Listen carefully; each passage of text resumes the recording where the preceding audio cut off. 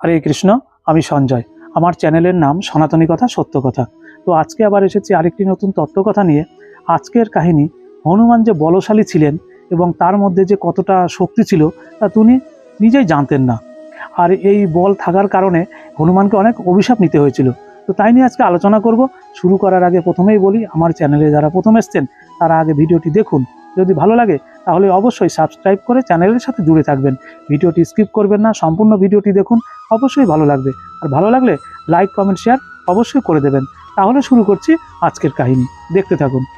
মহর্ষি অগস্ত্যকে রাম সবিনয়ে বললেন, বালি আর রাবণের বল অতুলনীয় বটে, কিন্তু হনুমানের সমান নয়, এই আমার বিশ্বাস।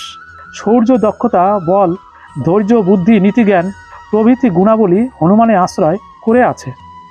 সাগর লঙ্ঘন, সীতাকে দর্শন ও আশ্বাস দাস, রাক্ষসবধ, লঙ্কাদাহ প্রভৃতি কার্য হনুমান একাই করেছিলেন।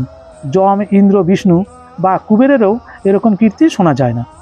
তার বাহুবলেই আমি লঙ্কা জয় করেছি, সীতাকে উদ্ধার করেছি, লক্ষ্মণকে পুনর্জীবিত করেছি, রাজ্য লাভ করে বন্ধুদের সঙ্গে মিলিত হয়েছি। কিন্তু বালি ও সুগ্রীবের সঙ্গে যখন যুদ্ধ হয় তখন হনুমান কেন বালিকে বিনষ্ট করেনি? অগস্ত্য বললেন, তুমি যে হনুমানের গুণ বর্ণনা করলে তা সত্য। অভিশাপের ফলে তিনি নিজের শক্তি বুঝতে পারেননি। আমি এর বাল্যকালের কথা বলছি, শোনো। এর পিতা কেশরী সূর্যের বরে সুমেরু পর্বতে রাজত্ব করতেন। তার পত্নী অঞ্জনার গর্ভে বায়ুর ঔরসে হনুমানের জন্ম হয়। প্রসবের পর অঞ্জনা অরণ্যে ফল আনতে গেলে শিশু হনুমান ক্ষুধিত হয়ে রোদন করছিলেন। সেই সময় জবা পুষ্পের ন্যায় রক্তবর্ণ সূর্য উঠেছিল। হনুমান তাকে ফল মনে করে ধরবার জন্য লম্ফ দিয়ে আকাশে উঠলেন। পুত্রকে সূর্যতাপ থেকে রক্ষা করবার জন্য বায়ু তুষার শীতল হয়ে বইতে লাগলেন। বহু সহস্র যোজন ঊর্ধ্বে উঠে হনুমান সূর্যের নিকটে এলেন, কিন্তু ইনি শিশু এবং পরে মহৎ কাজ করবেন, এই ভেবে দিবাকর তাকে দগ্ধ করলেন না। সেই দিনে রাহু সূর্যকে গ্রাস করতে গেছিলেন। সূর্যরথের উপর রাহুকে দেখে হনুমান তাকেই আক্রমণ করলেন। তখন রাহু পলায়ন করে ইন্দ্রের কাছে এসে সরসে বললেন, বাসব, ক্ষুধা শান্তির জন্য তুমি আমাকে চন্দ্র সূর্য দিয়েছিলে, এখন আবার অন্যকে দিচ্ছ কেন? আজ আমি সূর্যগ্রহণ করতে গিয়ে দেখলাম আর একজন রাহু তাকে আক্রমণ করেছে। রাহুকে অগ্রে পাঠিয়ে ইন্দ্র কৈলাসতুল্য শুভ্রবর্ণ চতুর্দন্ত ঐরাবতে চড়ে তখন ওই সূর্যের কাছে উপস্থিত হলেন। হনুমান সূর্যকে ছেড়ে রাহুকেই ফল মনে করে ধরতে গেলেন। মুখ সর্বস্ব রাহু ভয়ে ইন্দ্র ইন্দ্র করে চিৎকার করতে লাগলেন। ইন্দ্র বললেন, ভয় নেই, আমি একে মারছি। হনুমান ঐরাবতকে প্রকাণ্ড ফল মনে করে ধরতে গেলেন। তখন ইন্দ্র বজ্র প্রহার করলেন। হনুমানের বাম হনু ভঙ্গ হলো। তিনি বিহুবল হয়ে পর্বতে পতিত হলেন। শিশুপুত্রের এই দশা দেখে বায়ু তাকে নিয়ে গুহায় প্রবেশ করলেন।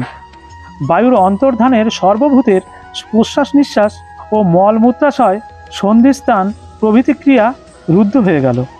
সকলে কাষ্ঠবৎ নিশ্চল হলো। বেদাধ্যয়ন, হোম প্রভৃতি ধর্মকার্য লুপ্ত হলো। তখন দেবাসুর, গন্ধর্ব মনুষ্যাদি প্রজা উদরীর গ্রস্তের ন্যায় স্ফুটদর হয়ে ব্রহ্মার শরণাপন্ন হলেন। তাদের সঙ্গে ব্রহ্মা বায়ুর কাছে গেলেন। প্রভাময় কাঞ্চনবর্ণ শিশুটিকে বায়ুর ক্রোড়ে দেখে ব্রহ্মার করুণা হলো। তার করস্পর্শে হনুমান জলসিক্ত শস্যের ন্যায় পুনর্জীবিত হলো। বায়ু পূর্ববৎ বিচরণ করতে লাগলেন। সর্বলোক প্রফুল্ল হলো। ব্রহ্মা দেবগণকে বললেন, এই শিশু তোমাদের মহৎ কর্ম সাধন করবেন, তোমরা একে বর দিয়ে বায়ুকে সন্তুষ্ট করো।